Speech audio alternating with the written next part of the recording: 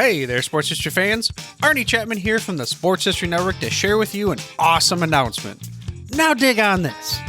4 of our amazing podcasts have clinched spots in the final round of the Sports Podcast Awards, and we need your support to take home the trophy. First up, we've got Basketball History 101 driving the lane in the Best Basketball category. Then on deck, we've got Orville Mulligan Sports Writer. He's cracking up the competition in the Best Sports Comedy category. Marty's Illegal Stick is dominating the ice next in the Best Hockey category. And last but not least, we have Wrestling with Heels on powerbombing its way to victory in the Best Wrestling category. Now, again, we're counting on you to cast your vote and help out these incredible podcasters secure their well-deserved recognition. It's super easy. All you gotta do is head over to the dedicated landing page. That's at sportshistorynetwork.com/vote.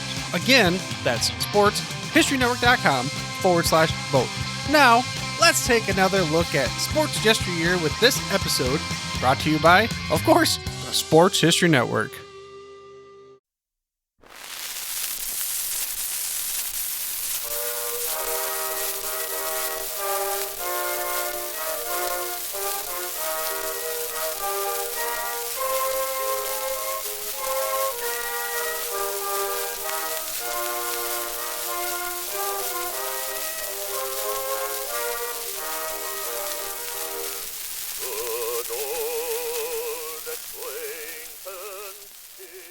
Welcome to the Total Sports Recall Podcast. I am your host, Harv Aronson, and today is New Year's Eve 2023.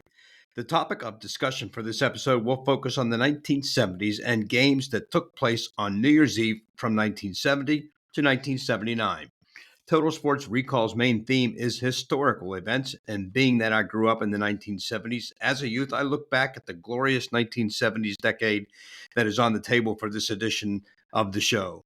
When I was young and then a teenager in the 1970s, there were not as many college bowl games being played, and there was just a handful played at the very end of the year.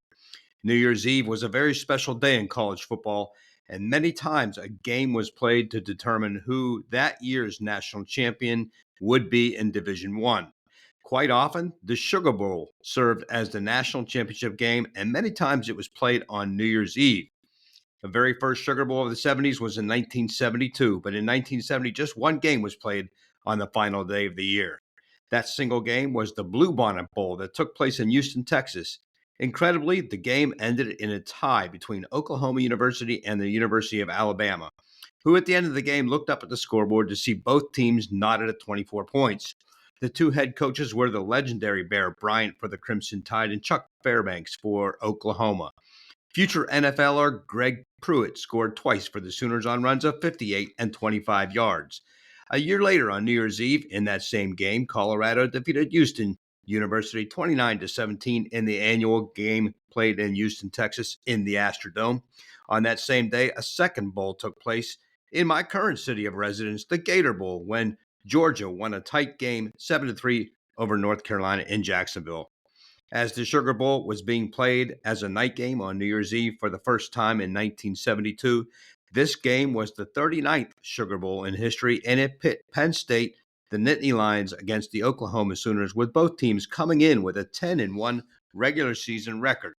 Penn State would lose this game 14-0, and eventual Heisman Trophy winner running back John Cappelletti could not play due to having contracted a virus. The 1974 Sugar Bowl was a doozy. Here we had the 11-0 Fighting Irish from Notre Dame playing the 11-0 Bear Bryant-led Alabama Crimson Tide. Era Precision's Irish won by a single point, 24-23. With 5:13 to play in the game, Notre Dame's Bob Thomas kicked the winning field goal. The remaining New Year's Eve bowl games from the 1970s resulted in Nebraska beating Florida 13-10 in 1974 in the Sugar Bowl, Alabama defeating Penn State 13-6 in 1975's Sugar Bowl, but also on December 31st, 1975, the Peach Bowl was played in Atlanta. Georgia and West Virginia beat North Carolina State 13-10. Two more games were played on New Year's Eve in 1976. The Peach Bowl and the Bluebonnet Bowl, with Nebraska edging Texas Tech 27-24. 1977 had 3 games played on the final day of the year. the Sun Bowl in El Paso, Texas, the Peach Bowl again, and once again the Blue Bonnet in El Paso. Stanford won by 10 over Louisiana State, 24-14. The Peach Bowl resulted in North Carolina State beating Iowa State 24-14, and down in Houston, USC outscored Texas A&M 47-28. 1978 had just one New Year's Eve game, and that was the annual Blue Bonnet Bowl that in this year had Stanford beating Georgia 25-22. In the final year of the decade, on the final day of the 1970s, two college football games took place. Again, it was the Blue Bonnet Bowl, won by Purdue, who narrowly defeated Tennessee 27-22, and down in Atlanta for the Peach Bowl, Baylor won by 6 over Clemson 24-18. In 1979, there were 15 college bowl games. Do you know how many there are this year and into early 2024? Try 43 bowl games on for size. That is right, 43 bowl games. Some have the most ridiculous names.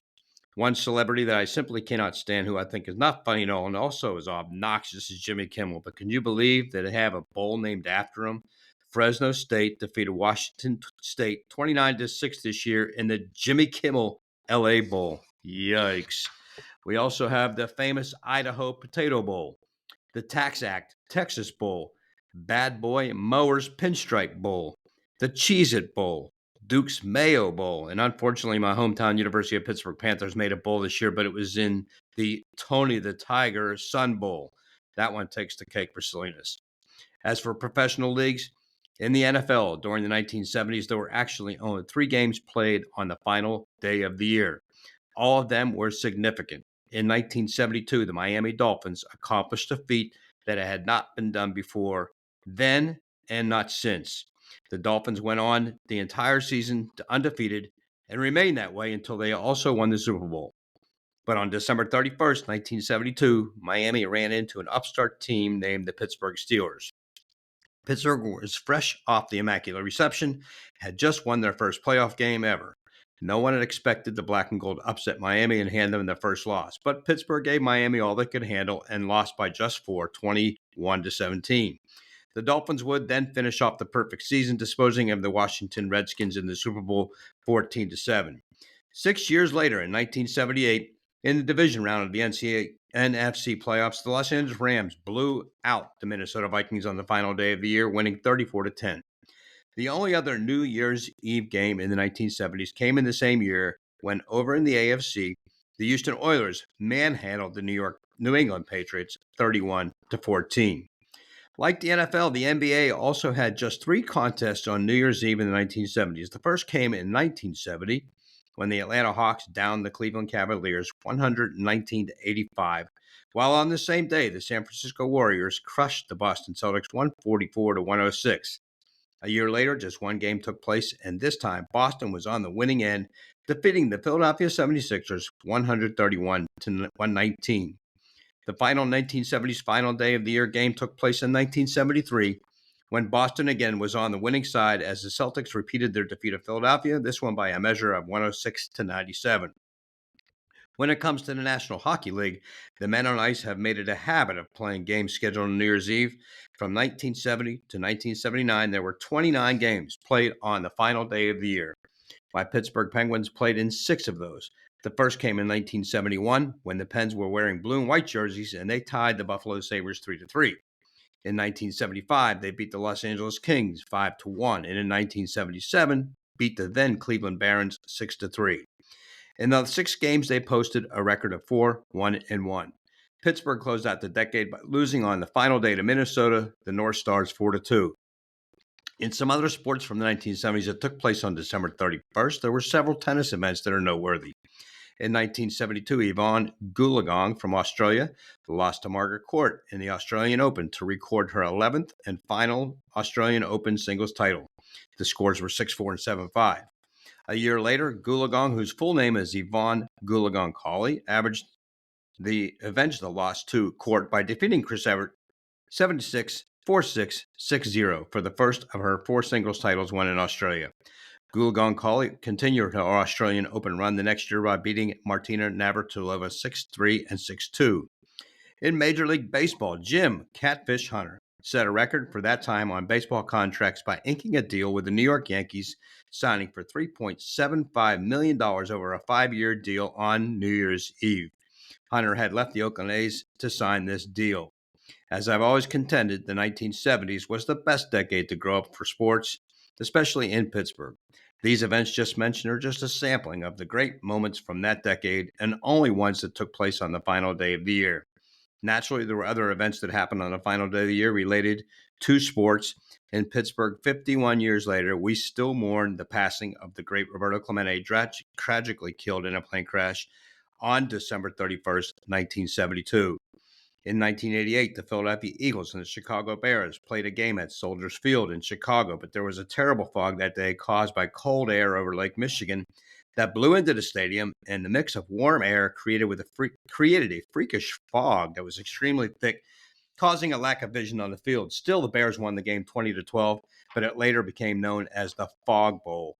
New Year's Eve is also a day of the infamous Ice Bowl, the NFL championship between the Green Bay and Dallas, won by the Packers 21-17 in a game in which the wind chill was 40 below zero. That same year, Evel Knievel attempted to jump his motorcycle over the fountains at Caesar's Palace in Las Vegas, and the ensuing crash put him in a coma for 29 days as he suffered a crushed pelvis, femur, and fractures to his hip, wrist, and both ankles. So I hope you enjoyed this little trip back in time. And as today is New Year's Eve, if you listen to this before the turn of the year, I want to wish everyone a safe and healthy, happy New Year. And if you listen to this episode and this podcast in 2024, then it's my hope your year ahead will be your best year ever. You can visit my website at www.totalsportsrecall.com. My YouTube channel is Total Sports Recall. And if you have any comments about this episode or any other show, you can reach out to me by email at totalsportsrecall@gmail.com and on Twitter using my handle at TSRHarv59. Until next weekend, when I bring you another episode of Total Sports Recall, this is your host, Harv Aronson, wishing everyone a great week ahead. The contents of this podcast do not represent the opinions of others and are solely the opinions of Harv Aronson based on his experience, knowledge, and research.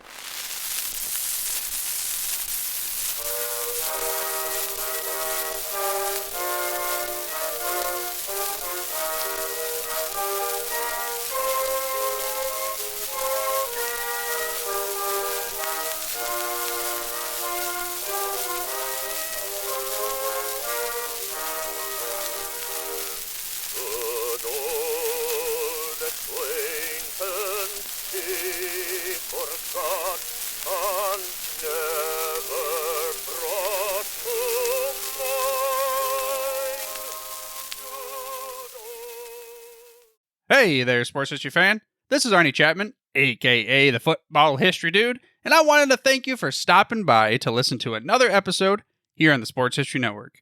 Our podcasters are passionate about uncovering and sharing sports stories from yesteryear. And if you didn't know it already, we have over 30 shows across the network covering all sorts of sports history topics. In fact, here's a glimpse into one of our awesome podcasts here on the network. Do you wish you knew more about the 100 seasons of the NFL? You're in luck because you found the Football History Dude podcast, where each episode is a journey back in time to learn about the rich history of the NFL. From the founding of the league in an auto showroom, all the way to what it is today, America's favorite sport and a behemoth of an industry. My name is Arnie Chapman. Football is my passion, and I want you to come along with me each week to explore the yesteryear of the gridiron. So hop on board my DeLorean and let's get this baby up to 88 miles per hour. How about that? I bet you're super hyped to go listen to that new podcast, right? Well, to learn about this show and all the other podcasts on the network, head over to sportshistorynetwork.com/podcasts. Again, that's sportshistorynetwork.com/podcasts. Head over there today to find your next favorite sports history podcast.